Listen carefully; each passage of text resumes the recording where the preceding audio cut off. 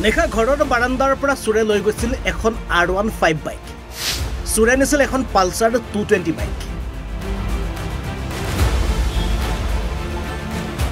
15 তাৰিখ ৰাতি মোটামুটি আপোনাৰ 3টাৰ পাছত মানে আঢ়ৈটাৰ পাছত আৰু 4টাৰ আগত আঢ়ৈটাৰ পাছত মানে মোৰ মানে বাইকখন মোৰ ঘৰৰ বাৰান্দাৰ পৰা R15 বাইক মানে বাৰান্দাৰ পৰা মানে চুৰ কৰি লৈ যায়। কিন্তু 24 ঘণ্টা নহওঁতে আৰক্ষীয়ে উদ্ধাৰ কৰে বাইক দুখন। বাইক লাভ কৰি এতিয়া বাইকৰ গৰাকীৰ মুখত বেৰিঙিছে হাঁহি। কিন্তু ইমান সোনকালে আৰক্ষীয়ে বাইক দুখন উদ্ধাৰ কৰিলে কেনেকৈ? নিশা এই য়ামা R15 বাইক আৰু পালচাৰ 220 বাইকখন চুৰে লৈ গৈছিল।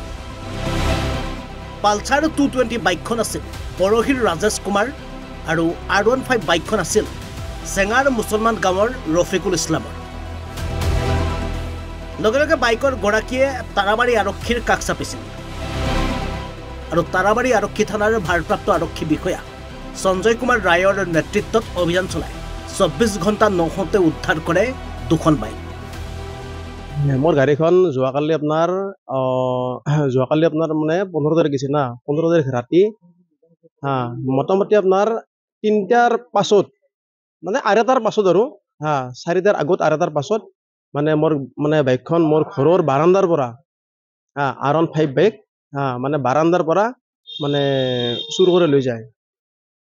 তাৰপিছত মানে মই ৰাতিপুৱা 5টা বজাত গম পালোঁ যে বাইকখন নাই, চুৰি হৈছে। তাৰপিছত মই আমাৰ ওচৰতে আমাৰ আৰক্ষী থানা মানে আপোনাৰ তাৰাবাৰী আৰক্ষীত আহিলোঁ। আহি কিনে মই আৰক্ষী থানাত এজাহাৰ কৰিলোঁ। তাৰ পৰা ছাৰৰ মানে যিটো ইনভেষ্টিগেশ্যন মানে বহুত ভাল লাগছে আৰু গাড়ীখন মানে ছাৰে মোক একদম কম সময়ৰ ভিতৰত মানে ৰাতি হেৰাইছে আৰু মোক মানে দুপৰীয়া খবৰ দিছে কি তোমাৰ গাড়ীখন মানে পাই গ'লোঁ। আৰু ছাৰৰ এইটো মানে ছাকচেছ মোৰ বহুত ভাল লাগছে আৰু ছাৰক মই মোৰ ফালৰ পৰা মই বহুত ধন্যবাদ জ্ঞাপন কৰিছোঁ। আৰু আগতেও মোৰ এখন চুৰি হৈছিল আপোনাৰ সৰ্থেবাৰী আৰক্ষী চকীৰ ওচৰত, সৰ্থেবাৰী সভা ৰাস উৎসৱৰ পৰা। কিন্তু সেইখন গাড়ী মই খবৰ আজি কোনো পোৱা নাই।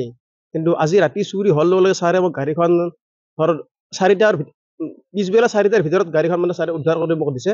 তাৰ কাৰণে মই ছাৰক মানে বহুত মানে ধন্যবাদ জ্ঞাপন কৰিছোঁ। আৰু মই আপোনালোকৰ মিডিয়াৰ যোগেদি মই এটা বস্তু মই সকলো ৰাইজক মই জনাব বিচাৰিছোঁ, মানে এই যিটো চুৰি কাণ্ড ইয়াক আমি সকলোৱে ৰাইজ সজাগ হৈ কিনে ইহঁতক মানে আমি একদম মানে পাৰিলে আমি শেষ কৰি দিব লাগে ইহঁতক। আৰু এইটো মানে মই আপোনাৰ আৰক্ষী থানাক মই জনাইছোঁ যে ইহঁতক যিকোনো প্ৰকাৰে ইহঁতক আমি শেষ কৰি দিব লাগে। নহ'লে মোৰ গাড়ীখন আছে হ'ল R15, মোৰ গাড়ীখনৰ নম্বৰ AS15AA7255। মই ৰাতিপুৱা 6টা বজাত উঠিলোঁ, উঠি দেখা পালোঁ গাড়ীখন নাই, তালা মানে ভঙা আছে গেটত। কি গাড়ী আছিল? পালচাৰ 220। কেতিয়া পালে? পালোঁ প্ৰায় 11:30-12টামান বাজিছে। কৰিছোঁ। তাৰপিছত আৰক্ষী মানে হেৰি কৰিলে, ইনভেষ্টিগেশ্যন কৰিলে, উদ্ধাৰ কৰিছে। মোটামুটি সোনকালে বুলি ক'ব লাগিব, সোনকালে মানে তেখেতে উদ্ধাৰ কৰি দিলে গাড়ীখন। সেইটো মোৰ ভাল লাগিছে। আৰক্ষীৰ এই কাৰ্যক সকলোৱে একেমুখে প্ৰশংসা কৰিছে। অধিক তথ্যৰ বাবে আৰক্ষীয়ে অব্যাহত ৰাখিছে তদন্ত।